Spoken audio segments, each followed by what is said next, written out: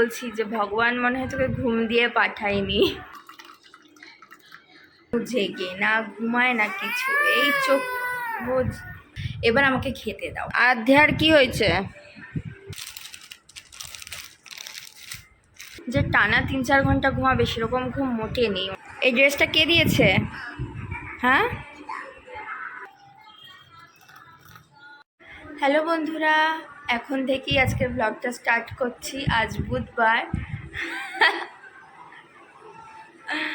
ওনার এখন রাগ হয়েছে, তা যাই হোক, সোমবার হচ্ছে, সোমবার ছোটোটার ভ্যাকসিন ছিল। আজকে বুধবার, আজ অনেকটাই সুস্থ রয়েছে বলতে পারো। মঙ্গলবার থেকেও পুরো ফিট হয়ে গেছে একদম। হ্যাঁ, মঙ্গলবার দুপুরবেলা থেকে যে জেগে, কন্টিনিউ জেগে, আর ব্যথা যন্ত্রণাও সেরকম নেই দেখছি, বেশ ভালোই রয়েছে। আর জ্বর আসেইনি, মানে সোমবার সারা জ্বর ছিল, মঙ্গলবার জ্বর ছিলই না। আর আজ তো বুধবার, আজকেও দেখছি না গাটা গরম গরম নেই। আজকে স্নান করিয়েছে ওর দিদা, তাই তো, সাবান দিয়ে স্নান করেছে। মন দিয়ে শুনছি আমার কথা। তাই দিদা স্নান করিয়েছে।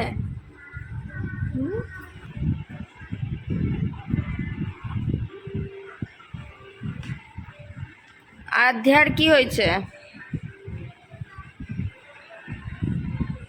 আর জানো তো, ছোটটার চোখে একদম ঘুম নেই, মানে মঙ্গলবার দুপুরবেলা থেকে কন্টিনিউ জাগা, একটু ঘুমায় আবার কিছুক্ষণের মধ্যে জেগে যায় দেখি।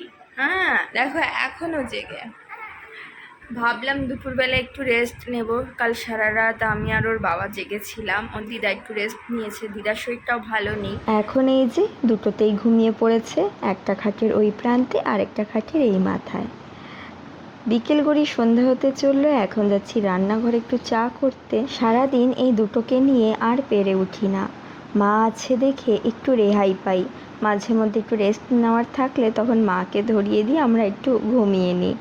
কিন্তু মা না থাকলে আমি যে কি করবো এই দুটো মেয়ে নিয়ে। বিকেল হলেই একটু কিছু খেতে ইচ্ছা করে।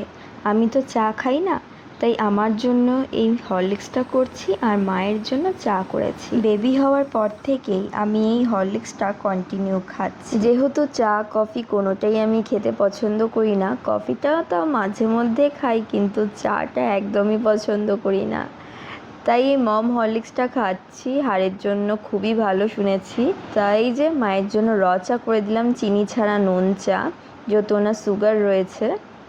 আর সাথে একটু মুখরোচক খাওয়ার জন্য কিছু রাখলাম, কারণ বিকেলবেলা হলেই জানো তো একটু খাই খাই করতে ইচ্ছা করে। আর এদিকে দেখো, মেয়েও ঘুম থেকে উঠে পড়েছে, এখন লেখাপড়া করতে বসেছে।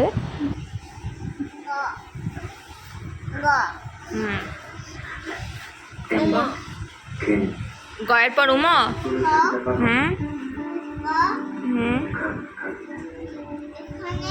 গয়ের পর কি হয়? Welcome back to my another blog.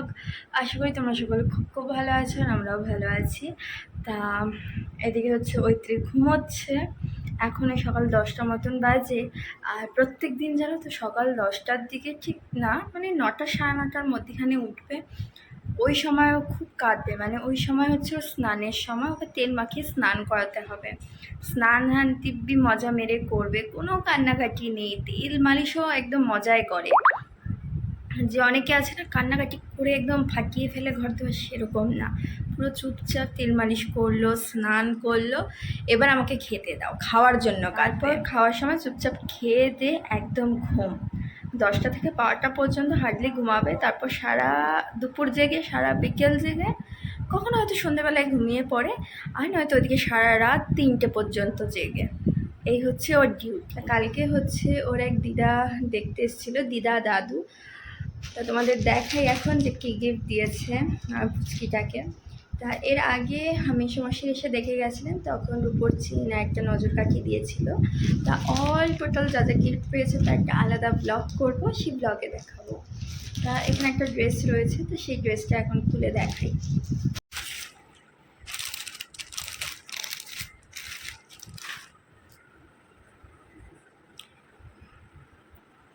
খুব সুন্দর হয়েছে জামাটা, আর এই যে একটা ছোট্ট একটা প্যানও তার সাথে। আর এইদিকে দেখো বাচ্চা বুড়ি। শুধু ছোটটার জন্য যে ড্রেস এনেছে তা না, বড়টার জন্য এনেছে, কিন্তু বড়টা আজকে সকাল সকাল স্নান সেরে অমনি নতুন জামা পরা হয়ে গেছে। এটা কে দিয়েছে? এই ড্রেসটা কে দিয়েছে? হ্যাঁ দিদা?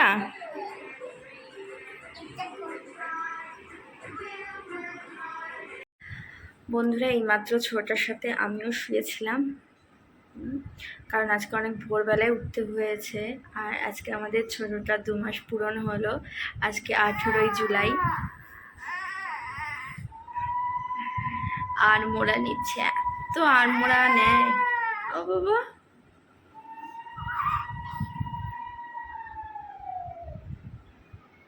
আর সামনের সপ্তাহে আমাদের যাওয়ার কথা রয়েছে, কারণ সত্যি বলতে আমি 2টো বাচ্চা নিয়ে পেরে উঠবো না একার হাতে।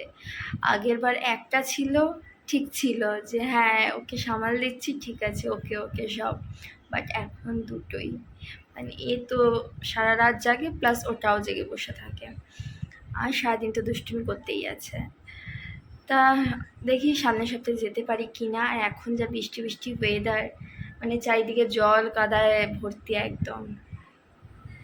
এখন বাজে ঘড়ির কাঁটায় বেলা 12টা। এখন ভাত বসাবো। আর সকালবেলায় পেঁপের ডাল রান্না করে রেখেছিলাম, মুগ ডাল দিয়ে পেঁপে দিয়ে। তা এখন জাস্ট ভাতটা বসাবো। আর আলু এদিকে দেখো কাঁকরোল কেটে দিয়ে ভালো করে হলুদ মাখিয়ে রাখা রয়েছে, এটা ভাজবো। হ্যাঁ আমি এই দিদি দিদি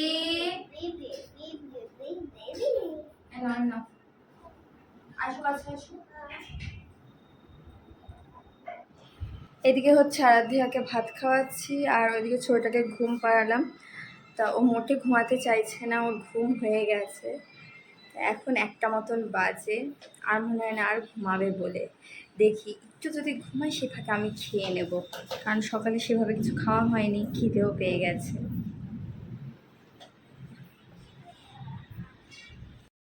তাহলে বন্ধুরা, আজকের ব্লগটা এখানেই শেষ করছি। ভালো লাগলে একটা লাইক করে সাবস্ক্রাইব করে আমাদের পাশে থেকো।